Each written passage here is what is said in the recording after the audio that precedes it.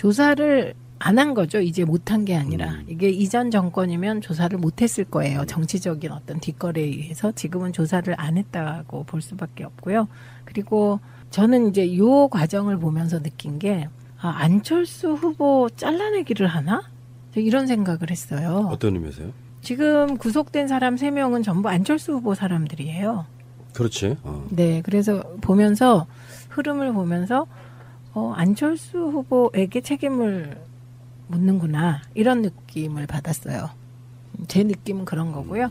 그다음에 박지원 대표의 경우는 저는 36초간 통화한 부분이라든가 바이버를 통해서 보낸 내용들을 종합할 때 조사해야 된다고 생각했거든요. 근데 조사를 안 한 부분은 이해가 잘 안 갑니다. 그래서 이거는 의미 있는 꼬리 자르기 같아요. 그리고 이 사건에 의해서 가장 정치적 타격을 입을 사람은 안철수 후보예요. 지금 이준서를 아무리 부정하려고 그래도 안철수 사람이라고 할 수밖에 없고 이유미도 안철수 사람이잖아요. 그러니까 둘 다 아주 특별한 관계의 사람들이 이제 구속된 거예요. 이 사건으로. 근데 그렇다고 해서 검찰이 그걸 의도적으로 해팅하지는 않았을 것 같고. 모르겠어요. 네. 왜냐하면 저는 그 박지원 대표가 굉장히 이런 부분에 정말 유능한 지나치게 유능한 분이잖아요.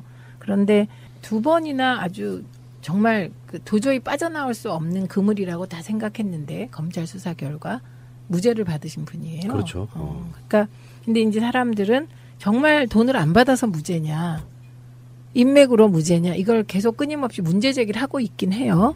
그런데 이번에 국민의당에 보면 유독 검사 출신 국회의원이 많으세요. 아하. 네. 이영주부터 해서. 네, 저는 김경진도 그렇고. 그렇죠. 예. 근데 이게 인맥이 무시할 수 없는 게 이런 재판의 방향을 바꿀 수도 있고 그렇다고 생각해요. 새로운 시각이에요. 저는 그런 식으로 한 번도 본 적은 없거든요. 네, 저는 그런 게 읽혔고요. 무엇보다 이번 조사 결과 그다음에 이제 구속된 사람이 3명이고 불구속 기소가 2명이잖아요. 특히 구속된 사람 3명이 안철수 후보의 최측근이라는 점에서 이거는 안철수 후보가 타겟인가? 국민의당이 자르려고 했던 또 다른. 예, 어제 박주선 위원장이 그 사과문을 낭독할 때 거기에 안철수 씨가 내용에 불만이 있었다는 얘기도 좀 있거든요.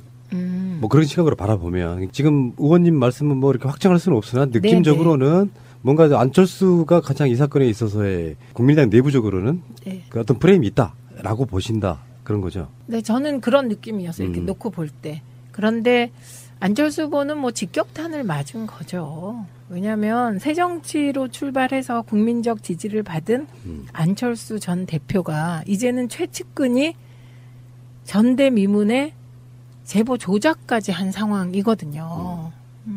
그렇죠. 네, 이거를 과연 안철수 후보가 헤쳐나올 수 있을까? 그러려면 어떤 게 필요할까? 일단 지금은 잘 안 보입니다. 그러면 이걸 다시 한번 또 연결 한번 해보고 싶어요. 뭐냐면 안철수 지금 복귀 전당대회 출마 여부가 뜨거운 화두인데 안철수 생각을 일단 차치하고요. 그거 자체가 논란이 되는 것은 뭐 주변에서 안철수 측근들이 불을 지필 수도 있다고 생각을 하는데 문제는 그게 지금 아까 말씀하신 대로만 들으면 국민의당 내에서 그거를 충동질하는 사람들 또는 안철수 심리는 그런 만약에 안철수 잘라내기 분위기, 안철수와 이제 선 긋고 가겠다. 독립된 안철수 당이 아닌 당으로 국민당 만들겠다는 흐름이 감진되면 안철수의 측근들은 그것을 반대하는 방법으로 안철수의 복귀를 도모한다. 그런 거에 맥이 닿아 있는 거죠. 이미 그 지역위원장들이 반 이상의 지역위원장들이 안철수 전 대표의 대표 출마를 요구하는 기자회견을 했습니다. 행동에 들어갔어요. 그러니까 이건 다른 측면에서 보면 국민의당 내부에서 헤게모니 투쟁이 벌어지고 있는 거죠. 근데 워낙 이게 지지율이 5%밖에 안 되다 보니 국민들의 관심이 없는 것일 뿐입니다. 그러면은 안철수의 반대쪽에 가장 누머리는 누구라고 보세요? 거기는 박지원 대표 등이겠죠. 등. 네. 그럼 전당대회에 지금 가장 유력해 보인다는 천정배, 정동영. 거기는 그분들은 또 박지원 대표하고 결이 좀 다릅니다. 네. 근데 지금 박지원 대표가 나올 수는 없잖아요. 그렇죠. 왜냐하면 선거에 참패한 지도부인데. 그렇게 따지면은 안철수 씨의 재등판 이것도 말이 안 되는 거고.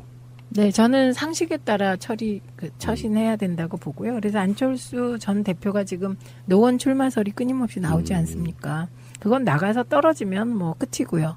당선돼도 별 볼 일 없다 이렇게 생각합니다. 이거 정말 모험이겠네요. 네, 모험이고요. 우리가 안철수 대표에게 영남 지역 출마, 부산 출마를 많이 요구했었어요. 그때 저도 기억나요. 그게 맞다. 네, 정말, 그게 큰 정치인이 되는 길이다. 근데 그걸 마다하고 노원으로 갔잖아요. 노원은 당선되기 상대적으로 아주 쉬운 지역이었잖아요. 그러니까 저는 지금 만약에 안철수 전 대표가 노원에 출마해서 당선된다면 그냥 고만고만한 국회의원 몇 선 한 정도로 끝날 거라고 봅니다. 절대로 큰 정치는 할 수 없어요. 당선되기는 힘들 거라고 봐요. 현재 분위기라면. 그렇죠. 근데 그건 또 뭐 결과는 모르는데 당선돼도 별 볼 일 없다. 이 말씀이고요. 그러네요. 당선 가능성은 희박하죠. 제가 그런 조언을 개인적으로 말고 방송으로 드린 적이 있는데 정말로 자기가 정치적으로 살아남고 싶다면 때를 기다려야 된다. 이제부터는 언제가 될지 모르지만 그 때를 안 기다리고 잠깐 묻히고 좀 주목받는 것이 좋은 그런 것이 안철수 정치를 계속 갉아먹고 있다. 그 이야기를 지금 엄청나게 하고 있는 것 같아요. 그런 비슷한 이야기들을 아까 말씀하신 그 부산 출마도. 근데 그 마음을 제가 이해를 하죠. 네. 오픈하는 마음을. 저는 이런 말씀이 좀 그렇지만 솔직히 말씀드리면 안철수 후보를 생각하면 마음 한편에 되게 안 된 측면이 있어요. 그거는 이제 우리 문재인 대통령과의 경쟁 후보로서 우리가 맞섰지만 지난 과정을 쭉 돌아보면 어떤 지점이 있냐면요. 2010년에 문성근 선배를 모시고 문성근 선배와 국민의 명령 통합운동을 시작하고 그럴 때 다른 한편에서 안철수 교수가 청춘 콘서트를 계속했습니다. 그랬죠.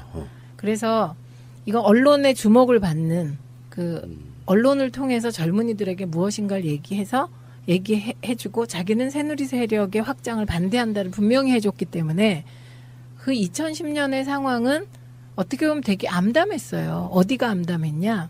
국민들은 노무현 대통령 돌아가시고 마음속에 뭔가가 꽉 차 있었는데 진보 보수 가릴 것 없이 야당이 세가 되게 약했고 문제의식이 크지 않았거든요. 네, 그런 상황에서 이제 안철수 교수가 계속해서 청순 콘서트를 하면서 미래를 얘기했거든요.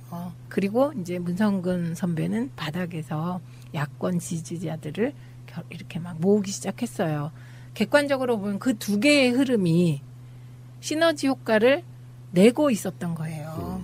예, 바닥이 이렇게 저렇게 바뀌고 무당층이 정치에 관심을 갖게 된 거예요. 안철수 교수로 인해서. 그리고 이런저런 우여곡절 끝에 박원순 시장의 당선에 결정적인 기여를 한 분도 안철수고요. 그렇죠. 네, 그래서 이런 것들이 잊어지지 않아요. 그러니까 왜 저는 또 잊지도 않아요. 왜 그러냐면 또다시 안철수 같은 그런 사람이 정치권에 왔을 때 그분이 가야 할 길에 반면교사라고 생각합니다. 그래서 저는 지금도 가슴 아프게 생각하는 거는 제가 문성근 선배랑 우리 팀에서 의논을 하고 안철수 전 대표에게 계속 메시지를 보냈어요. 제가 직접 찾아가기도 했어요. 2번인가 3번 찾아갔어요. 찾아가서 이렇게 하셔야 되고 당신을 지지하는 무당층을 당으로 끌고 들어와야 되고 그래야 민주당이 젊은 정당이면서 개혁적이면서 진보적인 정당이 돼가고 그래야 당신의 자산이 된다. 정치는 나중에 가면 사실은 쪽수 싸움이거든요. 그래서 개파를 만들어서 많은 의원들을 밑에 거느리고 싶어 하는데 앞으로의 세상은 의원을 개파에 소속시키는 게 중요한 게 아니라 당원들이 얼마나 나를 지지하냐가 핵심이 될 거다. 그래서 무당파층을 우리 당에 끌어들여서 당신의 지지 기반으로 하라고 말씀드렸어요. 이런저런 통로로 문성근 선배도 몇 번 만나자고 했고 왜냐하면 좋은 자산이라고 생각을 했어요. 그때까지. 그런데 이제 답이 돌아왔죠. 저도 엄청 실망한 사람 중에 하나고요. 그 대목이에요. 손을 누구와 잡았냐. 무당파층과 국민과 손을 잡아야 되는데 막판에 손을 잡은 건 이제 정치를 너무 오래 하신 우리 당 선배들과 손을 잡고 그 순간 결국은 탈당하는 게 예견되어 있었던 거예요. 그렇죠. 네. 왜냐하면 우리 당이 때로 헤매고 때로 흔들리고 때로 국민의 외면을 받았지만 그 민주당에는요. 야당으로서의 60년 그다음에 여당으로서의 10년의 경험이 있는 그 정통 개혁 진보 세력의 DNA가 흐르고 있거든요. 그 DNA가요. 그렇게 몇 명이 흔든다고 흔들어지지 않습니다. 그렇죠. 예. 그런 이야기를 한 사람들이 있었어요. 그 안철수를 보고 정치판에 스티브 잡스가 오는 줄 알았더니 결국은 이명박이 왔다. 뭐 이렇게 표현하는 사람도 있었고. 안타깝죠. 네. 근데 저는 그거를 다 역동적인 과정으로 보거든요. 스티브 잡스가 될 수도 있었어요. 맞아요. 순간순간의 선택에 의해서. 근데 그 이명박이 되었다는 비아냥을 받는 선택들을 해나가신 거고, 그러다가 결국은 최측근이 제보 조작을 하는 사태에 이른 거거든요. 그래서 저는 이게 이제 정치를 같이 하면서요. 그 정치인들은 서로 경쟁하고 상대를 죽이려고 하고 그렇게 생각하시겠지만, 그렇게만 하면 정치가 지금까지 못 왔겠죠. 그래서 괜찮은 지도자감이라고 생각하면 음으로 양으로 다 덮게 되거든요. 키워야 되니까. 그런 측면에서 길을 생각해 보는 거죠. 어떻게 하면 다시 살아날까. 그게 지금은 잘 안 보인다. 그리고 민주당에 너무 좋은 사람이 많다. 그러네. 다시 뭐 짧게 복기를 해보면 안철수라는 대선 주자가 필요했던 일부 지역의 고루한 정치인들께서 안철수 의지였건 아니었건 안철수를 충동질해서 야당을 분열시키고, 거기서 저는 제가 마지막 손을 딱 놨거든요. 아, 저 사람들은 대체가 안 되겠구나. 저는 김대중 노무현 두 대통령이 준 제 인생의 영향력이 크거든요.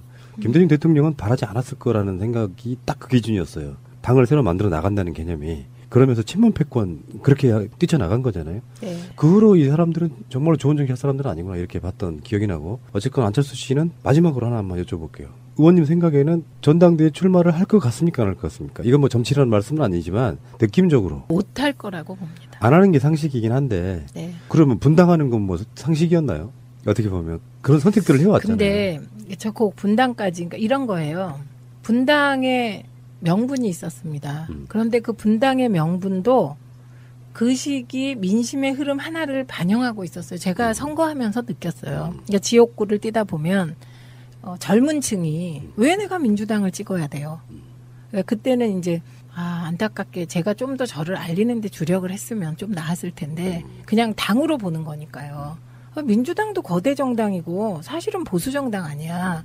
그리고 새누리당하고 무슨 차이가 있어, 너네 당이. 이런 분위기가 젊은 층 사이에 광범위하게 있었고 그거를 깰 수가 없었어요.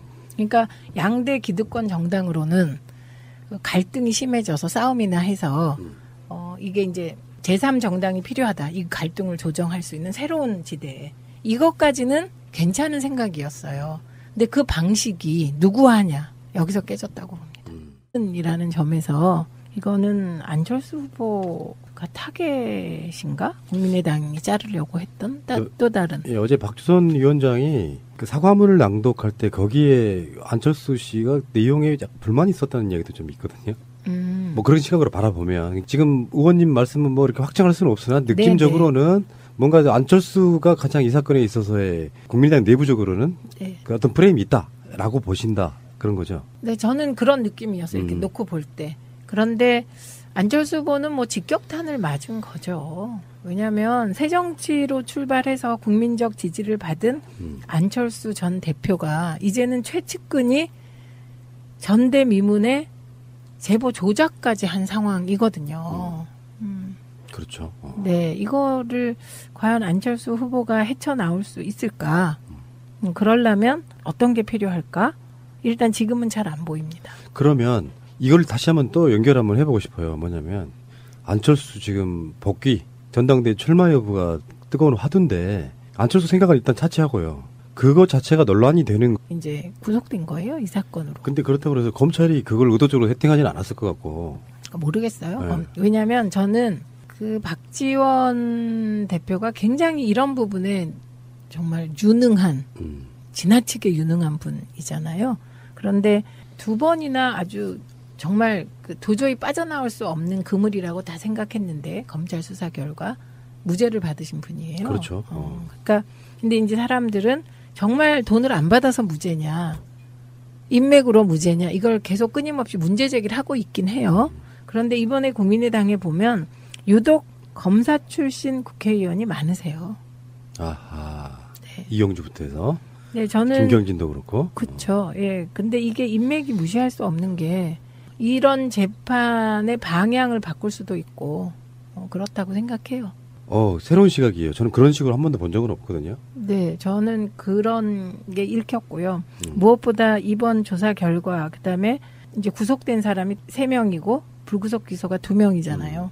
특히 구속된 사람 3명이 안철수 후보의 최측근 조사를 안 한 거죠. 이제 못한 게 아니라. 이게 이전 정권이면 조사를 못했을 거예요. 정치적인 어떤 뒷거래에 의해서. 지금은 조사를 안 했다고 볼 수밖에 없고요.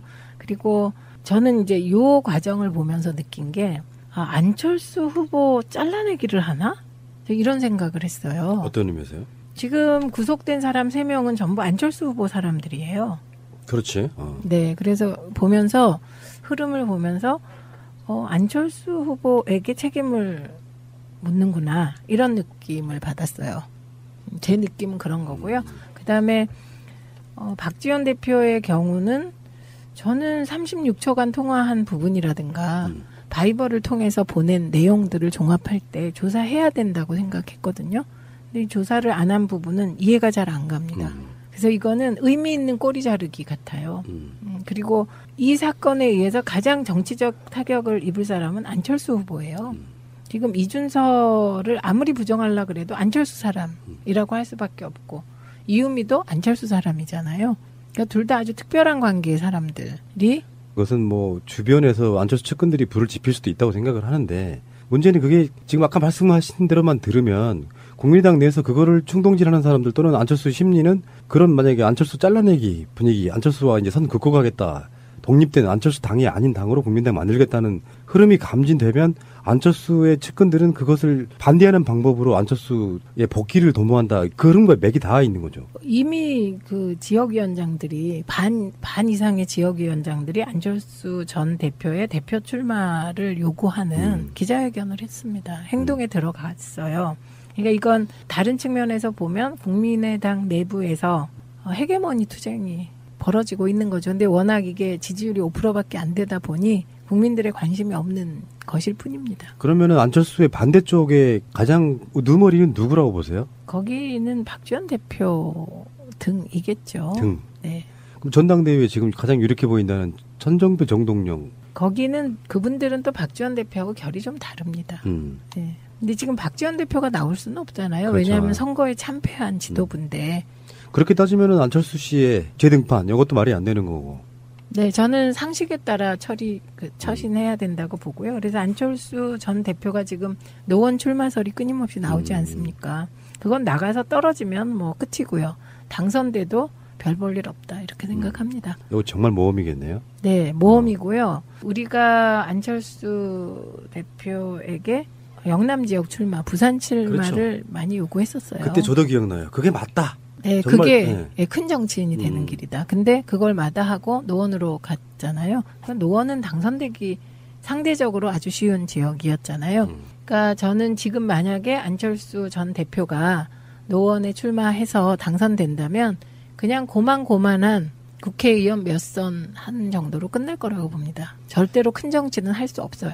당선되기는 힘들 거라고 봐요. 현재 분위기라면. 그렇죠. 근데 그건 또 뭐 결과는 모르는데 당선돼도 별 볼 일 없다. 이 말씀이고요. 그러네요. 당선 가능성은 희박하죠. 제가 그런 조언을 개인적으로 말고 방송으로 드린 적이 있는데 정말로 자기가 정치적으로 살아남고 싶다면